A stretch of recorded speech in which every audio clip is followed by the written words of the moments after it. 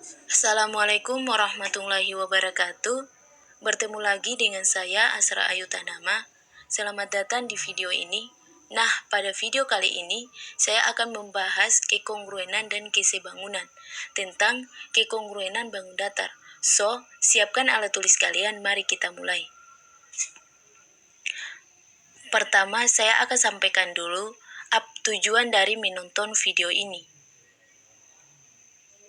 Setelah menonton video ini, kalian diharapkan dapat bisa mengidentifikasi kekongruenan dua benda atau bangun, lalu menjelaskan syarat atau sifat dua bangun yang kongruen.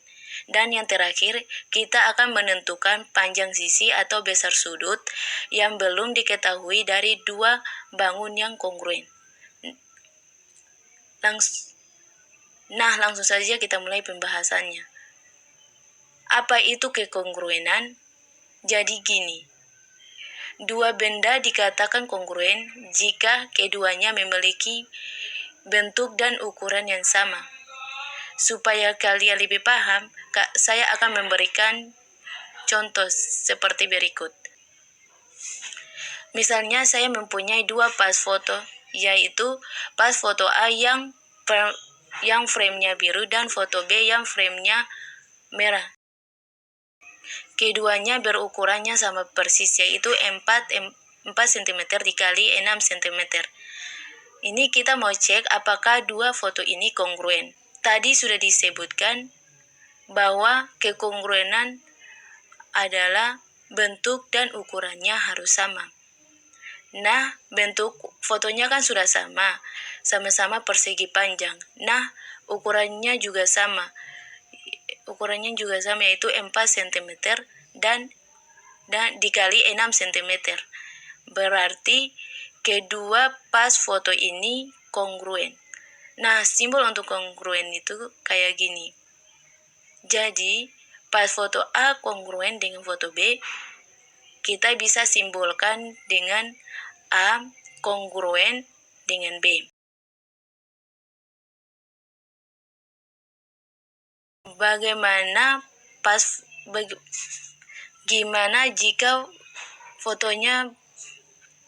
Gimana kalau bentuk pas fotonya seperti ini?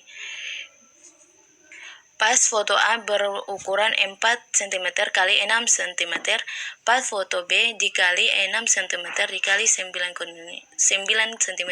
Apakah kedua foto ini kongruen? Kedua pas foto ini sama, yaitu berbentuk persegi panjang, tapi masalahnya ukurannya berbeda. Berarti kedua pas foto ini tidak kongruen.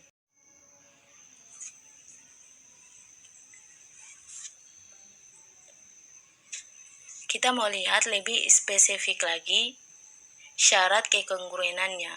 Yang pertama, sisi yang bersesuaian sama panjang. Sisi yang bersesuaian itu yang mana? Sisi yang bersesuaian itu kita fokus pada sisi AB. Sisi AB bersesuaian dengan sisi KL. Tahu dari mana? Kita lihat pada simbolnya. Berarti panjang AB sama dengan panjang KL. Sehingga AB dikatakan bersesuaian dengan KL. Berarti BC bersesuaian dengan LM. Dan CD bersesuaian dengan NM. Dan yang terakhir, sisi DA bersesuaian dengan NK. Sudah bisa pahami kan sisi yang bersesuaian? Sekarang kita bahas sudut yang bersesuaian. Sudut mana aja sih yang bersesuaian? Misalnya, sudut A bersesuaian dengan sudut K. Kita lihat pada simbolnya. Di sini simbol A dan simbol K sama. Berarti besar sudut A dikatakan bersesuaian dengan sudut K. Kita lanjut. Sudut B bersesuaian dengan sudut L. Sudut C bersesuaian dengan sudut M. Sudut D bersesuaian dengan sudut N.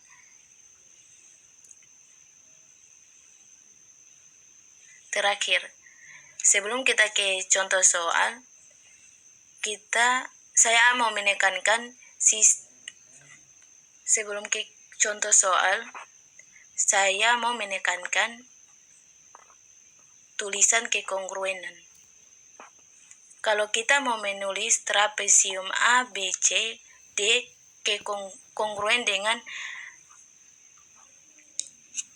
kalau kita mau menulis trapesium A, B, C, D kongruen dengan trapesium K, L, M, N, berarti kita menulisnya seperti ini.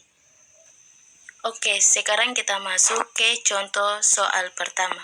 Tentukan bangun-bangun yang kongruen. Seperti yang kita sudah pelajari tadi, kalau kongruen berarti bentuk dan ukurannya sama. Nah, di sini kita tinggal lihat aja mana gambar-gambar yang kongruen. Jadi di sini A, D, dan M sama. A kongruen dengan D, kongruen dengan M. Terus kita lihat lagi yaitu I dengan L, yaitu bentuknya sama dan ukurannya juga sama. I dengan L, yaitu bentuknya sama dan ukurannya juga sama. Di sini sudah jelas kita lihat dari gambarnya yaitu A dan C karena ukuran sisinya sama yaitu 5 cm. Sedangkan yang B yaitu berbeda karena sisinya yaitu 5,5 cm. Tapi itu kita baru lihat sisinya. Coba kita cek sudut-sudutnya yang bersesuaian. Kita perlu ingat bahwa total sudut pada suatu bidang datar persegi 4 atau lebih adalah 360 derajat. Belah ketupat kan termaksud persegi 4, berarti total sudutnya harus 360 derajat juga. Lalu sudut-sudut yang berhadapan pada belah ketupat harus besarnya sama. Sekarang kita fokus pada belah ketupat yang adul. Kalau yang ini 50 derajat, jadi totalnya sudah 100 derajat. Jadi supaya nanti jadi 360 derajat, berarti sisanya harus 260 derajat lagi. Nah, karena besar sudut yang kiri sama dengan besar sudut yang kanan, maka 260 derajat tinggal dibagi 2 aja. Jadi yang kiri 130 derajat, yang kanan juga 130 derajat. Sudah ketemu semuanya. Jadi 50 derajat ditambah 50 derajat ditambah 130 derajat ditambah 130 derajat jadi sama dengan 360 derajat. Nah, sekarang kita fokus ke belah ketupat C. Nah, kalau yang ini 130 derajat, maka yang ini juga 130 derajat. Totalnya yaitu sudah 260 derajat. Nah, untuk menjadi 360 derajat, berarti sisanya yaitu tinggal 100 derajat lagi. Jadi, sekarang kita fokus ke belah ketupat C. Kalau yang ini 130 derajat, maka yang ini juga 130 derajat. Totalnya sudah 260 derajat. Supaya menjadi 360 derajat, berarti sisanya 100 derajat lagi. Nah, karena besar sudut yang kiri sama dengan besar sudut yang kanan, maka 100 derajat itu tinggal dibagi 2. Jadi di kiri 50 derajat, di kanan 50 derajat juga. So, makin jelas ya. Jadi A sama C kongruen karena sisinya sama berukuran 5 cm dan sudut-sudut yang bersesuaian juga sama. Ada yang 50 derajat, ada yang 130 derajat. Oke, bisa dipahami? Kita masuk ke contoh soal yang ketiga. Jika kedua gambar berikut kongruen, tentukan nilai U dan V. Oke, cara untuk menyelesaikan soal seperti ini, kita mengecek sisi yang bersesuaian. Sesuaian dulu. Misalnya kita mau mencari sudut U. Sudut U dihubungkan dengan sisi yang ini, dengan sudut 135 derajat. Nah, di gambar sebelah, sisi yang sama berarti sisi yang ini. Ternyata menghubungkan sudut 135 derajat dengan sudut 75 derajat. Karena di sini sudah ada 135 derajat, maka si U pasti bersesuaian dengan 75 derajat. Jadi, bisa kita tulis U sama dengan 75 derajat. Nah, untuk dapat V gimana? Lagi-lagi kita cek sisi yang bersesuaian. Dengan sisi ini, sudut 135 derajat dihubungkan dengan sudut 80 derajat. Sisinya sama dengan yang ini kan. Di sini sudah ada 135 derajat. Berarti sudut yang ini pasti 80 derajat. Sisanya yang belum diketahui yaitu sudut V. Seperti yang sudah disebutkan pada contoh soal kedua tadi, total sudut pada suatu segi 4 yaitu 360 derajat. Ini totalnya baru 75 derajat ditambah 135 derajat ditambah 80 derajat, totalnya baru kan 290 derajat. Berarti supaya menjadi 360 derajat, sisanya tinggal 70 derajat lagi. Maka bisa disimpulkan sudut V sama dengan 70 derajat. Sudah selesai. Berarti U-nya 75 derajat, V 70 derajat. Bisa dipahami? Kita masuk ke contoh soal keempat. Contoh soal keempat. Nah, ini adalah tipe soal analisis kesalahan. Kita diminta untuk memperbaiki pernyataan yang salah. Kita cek pernyataannya, kedua bangun di samping mempunyai 4 sisi dan sisi-sisi yang bersesuaian sama panjang.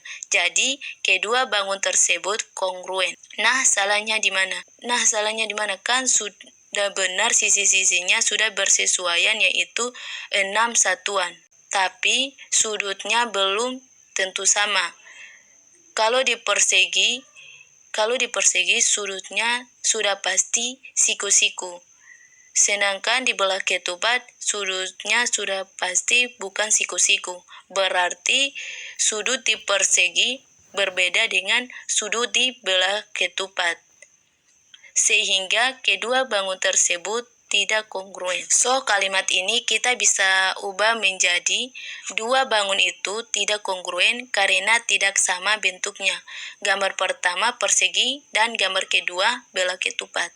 Atau kita pakai pernyataan yang lain yaitu dua bangun tersebut mempunyai 4 sisi dan sisi-sisi yang bersesuaian sama panjang.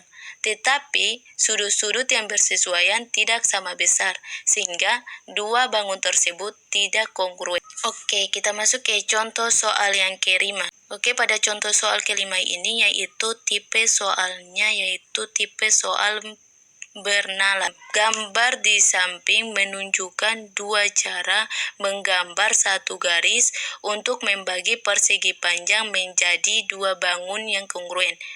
Gambarkan 3 cara lainnya. Jadi kita diminta 3 cara untuk menggambar 3 garis untuk persegi panjang ini menjadi kongruen. Oke, cara pertama kita garis diagonal seperti ini.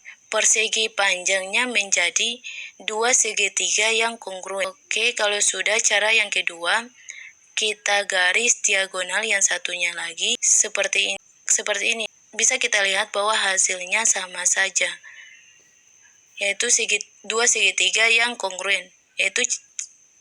Oke, cara yang ketiga, kita boleh garis saja seperti ini. Hasil yang ini kongruen sama hasil yang ini. Jadi hasilnya sama saja. Oke, mungkin itu saja pembahasan tentang kekongruenan dan keseimbangan. Semoga dapat dipahami. Terima kasih.